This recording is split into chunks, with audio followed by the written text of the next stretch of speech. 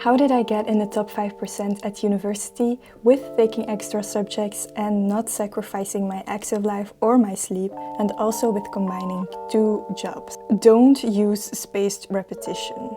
Let me give a little bit of nuance. I'm not saying that you shouldn't revise. It doesn't make sense to just study and plan for every subject when you're going to revise it, because we have like 8 subjects. It's not logical to, during the year, already use spaced repetition. What I would say is that you choose about 2 or 3 subjects, or maybe 4, that you're going to study very well during the year. This means like a revision of 2 or 3 times. And then the rest you're going to do in the exam period with the time you have left. The spaced repetition method, I wouldn't use it for every subject, and especially not very well thought about, because it seems a little bit overwhelming to do spaced repetition for all the subjects. Should you focus on understanding or active recall, or both?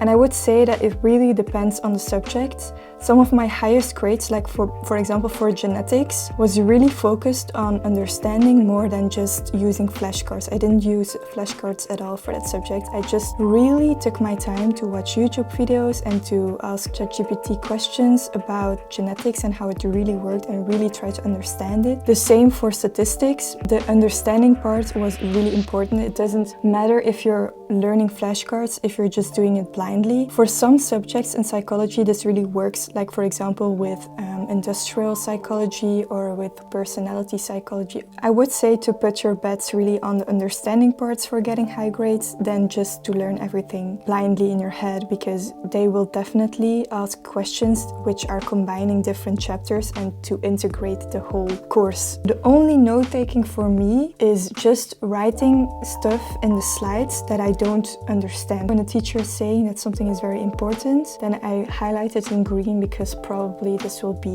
on the exam. So note-taking, I don't rewrite my notes or make summaries or anything, just understand the slides. That will be enough. Don't learn everything equally. For me, this was a big one, because usually the stuff that I got really high grades on, I didn't learn everything in that subject. Usually I just learned the most important parts very, very well. That's usually where you get the most questions. Don't relearn the first chapter again and again, because usually the first chapter is nothing of the questions is from the first, maybe 1 or 2 are from the first chapter. So try to learn everything, but you don't have to. Most of the time I didn't learn everything. Is making flashcards worth it?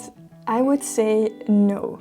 Because you spend a whole lot of time on making the flashcards. Usually I find it more useful to make practice exams than to actually make flashcards, because also a lot of other students are making flashcards. And you can also use your slides and just in OneNote write questions next to the slides, so you can ask yourself the questions instead of making all the flashcards. Of course, it's nicer to learn from self-made flashcards, but let's be realistic, you can't make flashcards for every subject. If you have time and if you can do it, I would recommend doing it. But if you don't, then just use your slides in your OneNote, write questions next to it, or make a separate Word document with all the questions about certain chapters that you made by yourself, and just color code for different days when you revise it.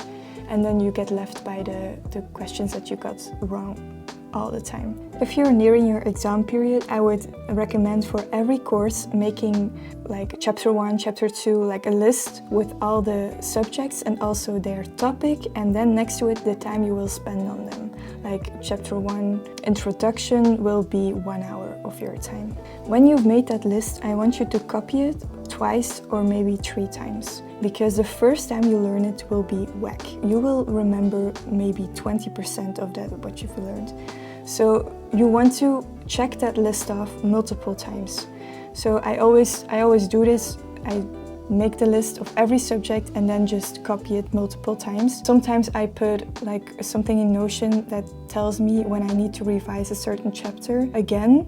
But now, usually I'm just checking off things multiple times, and I've set like a time window in my Google Calendar of which times I'm going to learn first and then a few days for revision. Also, a great tip is to at least have 2 rest days where you don't plan anything. Also count 1 extra day with your subjects. What I mean by that is when you think you're going to learn 4 days about a subject, just count 1 day extra, 5 days.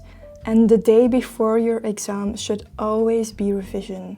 Don't learn stuff the day before your exam. What I also do with checking off the to-do lists of the subjects is to write next to it when a certain thing in the chapter is not sticking well in my head. Don't try to really spend hours on something that you don't understand yet, because sometimes when you sleep, you get it the next day because your brain has made more connections. That's why sleep is so important. Really, just don't neglect your sleep, please, and don't neglect your physical activity as well, because you make connections and your concentration is also very much greater, and you can also retrieve information from your brain a lot better if you sleep enough. But what I was actually saying is that you should color code or mark in your to-do list also the topics that aren't going very well, because those ones you really want to revise. Also, if you can, maybe put a sign or a star or something for the really important topics, because that's also where you want to spend more time on. As I was saying, don't spend your time equally on everything. And lastly, don't get distracted. By this I mean changing your passwords of your social media, saying your friends and family that you're not available, that you have to focus on this exam period, because it's so easy to stay up late because you're texting someone, because you feel lonely, and because exams are not the most exciting thing in your life right now. So it's very easy to just sleep in and to watch that 6th season Netflix show because it suddenly seems a great idea to start that right now and to rewatch it. You would have had much better grades if you just didn't get distracted by social media and everything. Sometimes your brain can get so creative in finding ways to distract yourself, and yeah, it's usually with a lot of regret. As I am editing this, I completely forgot to say a very important point, and that is that you really have to surround yourself with people with the same work ethic and the same ambitions and the same goals, and to surround yourself constantly with vision boards about the student that you want to be, the grades that you want to have, and to remind yourself of your goal. To really have a high standard because of the content that you consume and the people that you have around you. Something that I heard once was that you are the average of the 5 persons that you surround yourself with. I really see the same thing with studying. You are the average of everything you surround yourself with. If you surround yourself with books, with nice people, very driven people, that rubs off on you. And it's just really motivating to go about your exam period with people who also take their studies very seriously, and also just to consume content of people who also take their studies very seriously.